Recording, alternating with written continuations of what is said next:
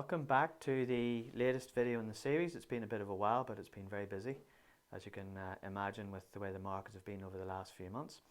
And today has been a very eventful day, to say the least. But it really is the tip of the iceberg.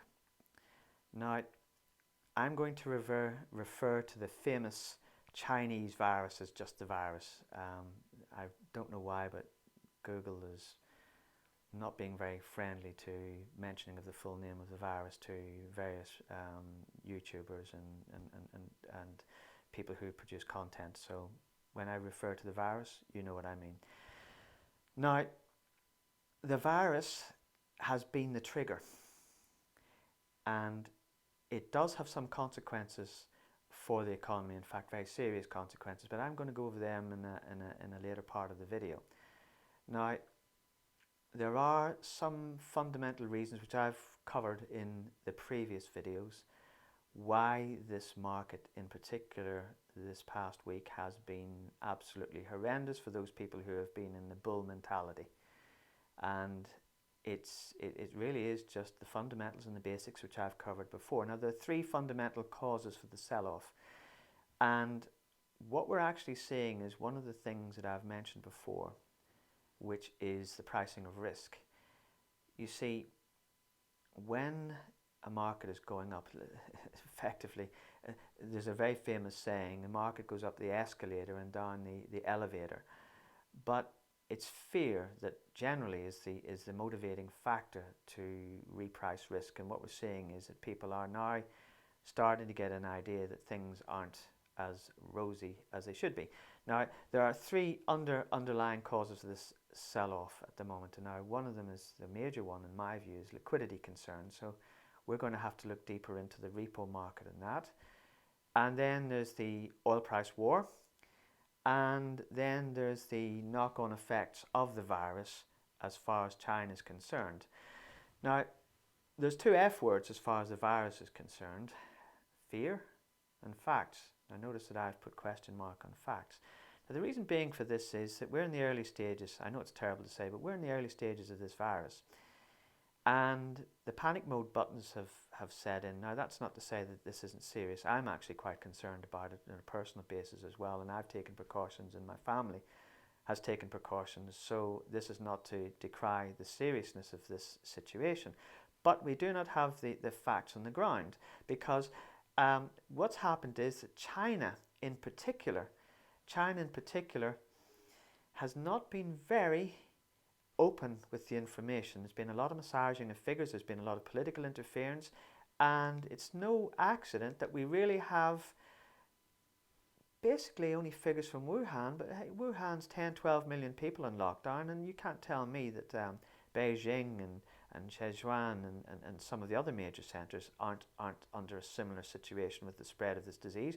We only have to look at those Western, inverted commas, democracies or open societies, for example, Italy and South Korea, where we're getting more facts, and unfortunately latter day as well, regarding the United States.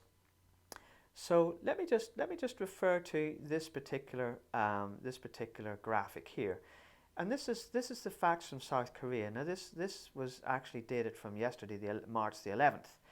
We can see that on February 29, the actual cases peaked. And there was a bit of a drop on the 10th, and then it's come up again to 142 today. Now, a lot of this is because of the extreme quarantine conditions that South Korea and many of the other nations have undergone, which doesn't necessarily stop the spread of the disease, but it lessens the ability for people to contact and spread, because from all accounts in the news, it's extremely contagious, much more so than SARS or the other viruses, but we still don't know enough about it. So there's plenty of room for this market to potentially recover on the back of the fears of the virus, if that was the only reason for the market to be going down, which I believe, as I've said before, it's a trigger. So what we're going to do is we're going to now look at the basis of one of the causes that I've alluded to, and it's the oil, what's happening in the oil market. Now, as I've said before, one of the main reasons for this iceberg sell-off, for want of another word, is what's basically been happening with collapsing crude prices. And there's quite a lot of articles, and I've just picked this one basically describing what's going on as far as this is concerned. There are politics at play here. Basically, what's occurring is that Russia and Saudi Arabia behind the scenes are having a spat in terms of they're both quite annoyed basically at the emergence of the US as a shale producer. Now the US produces 19% now of global oil, and that versus I think about 15 and 12%, 15 for Saudi Arabia and 12% for Russia. So they see the US as a major threat. And as we can see in this article, the decision to boost oil production by Russia and Saudi Arabia could prove a masterstroke. When US oil and gas stocks start going bankrupt, these two energy producing rivals stand to gain the most. So US shale oil stocks are going to be walloped due to crude oil price, a war that kicked off between Russia and Saudi Arabia. Now in research, Saudi Arabia, the production per barrel that it has in terms of conventional versus fracking is about $3 a barrel. So they can go as low as you want. But having said that, if they go too low, they're going to have social problems at home. Russia doesn't have so many social problems potentially because it's got a more diversified economy, even though it's very heavily reliant on the petroleum industry. So basically the main target is the US shale industry. Now why is this important? Well, it's important because of the actual cost of production. The break-even price for the US shale industry lies in the $48 to $54 barrel range. And this is extremely important because we're now looking at an oil price of $30 as of today, March 12, and it may go lower. It probably will, but maybe not so much lower, because at the end of the day, oil is an inelastic product in terms of there's no real substitute for oil. So basically, let's have a look now at this particular slide, which demonstrates the cost of the production of US shale. And then what we'll do is I will give you an example of why financially it's so important to look at what's actually happening in the shale market, simply because of its effect on the financial markets. Now what we can see is a direct correlation between what I've said in regards to the fall of the oil price. This is an interesting article that appeared today in terms of saying that there's 140 billion in energy debt at risk of imminent downgrade to junk.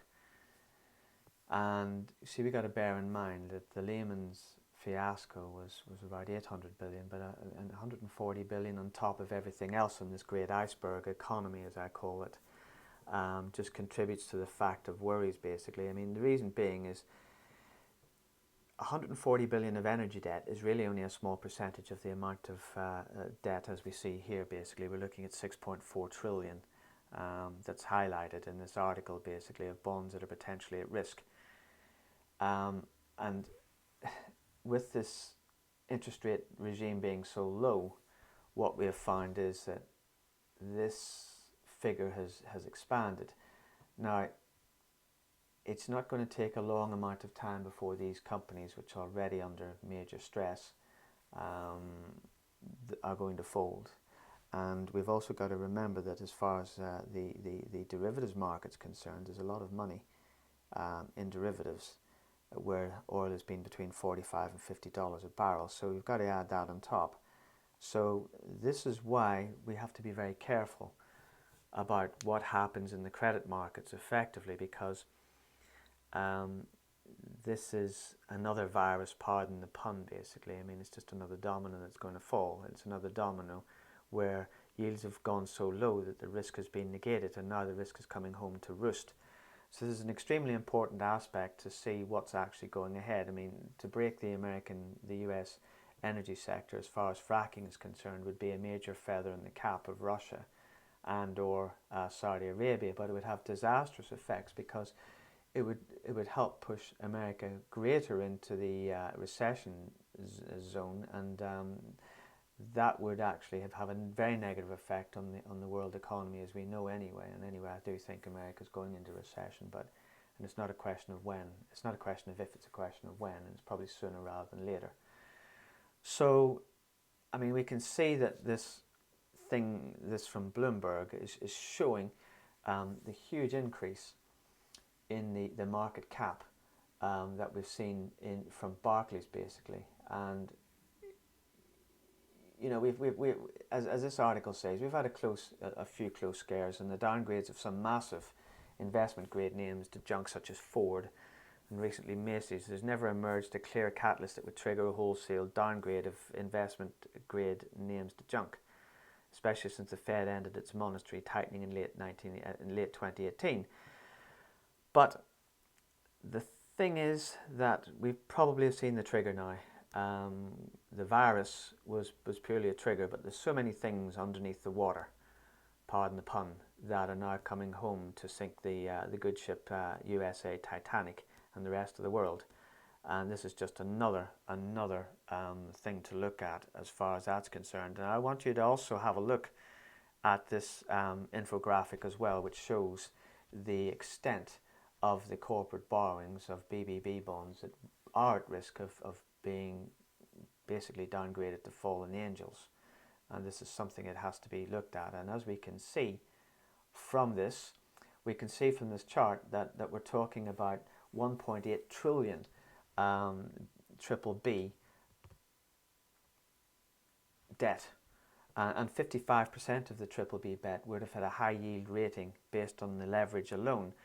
So this is a major consideration. We're talking about 55% of 6.4 trillion. We're talking about a lot of money at risk.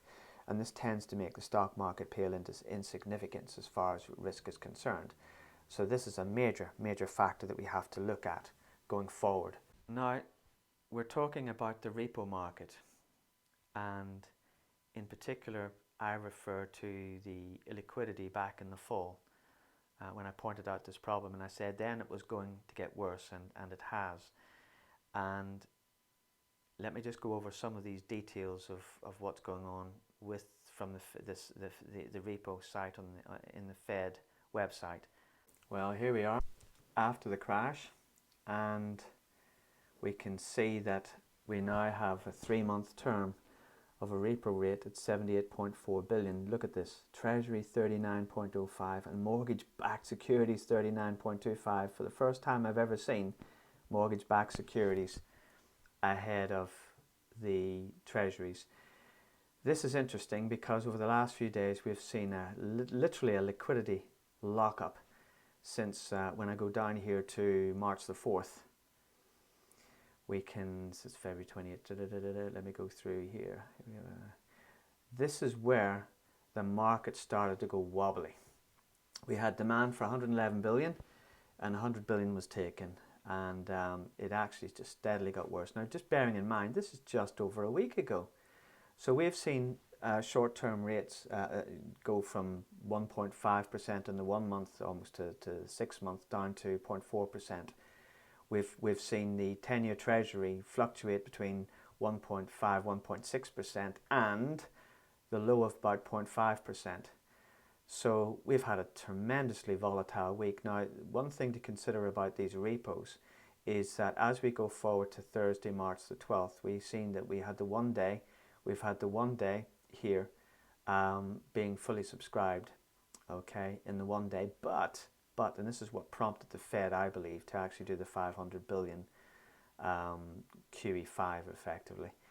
As you can see, 45 billion accepted from the submitted amount of 87, and even worse, if we look here at the repo again, March the 12th, 82.6 and 50 accepted.